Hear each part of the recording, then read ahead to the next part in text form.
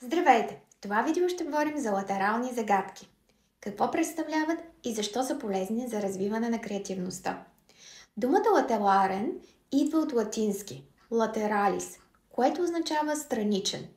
Това е мислене, което не върви по права логическа линия, а търси неочаквани креативни пътища.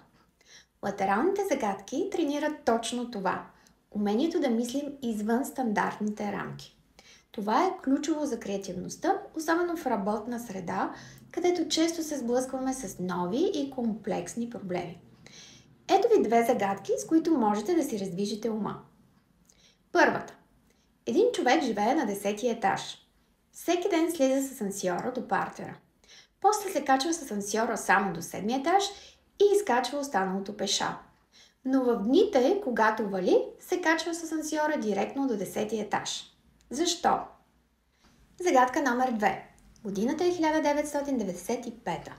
Намирате се в сграда с две стаи. Стая А и стая Б. В стая А има 3 ключа, които управляват 3 лампи, които се намират в стая Б. Вратата между двете стаи е затворена и не можете да виждате какво се случва. Можете да включвате и изключвате ключовете колкото пъти искате, но можете да влезете в стая Б само веднъж. Как ще разберете кой ключ коя лампа управлява? Имате ли любима латерална загадка? Споделете я в коментарите.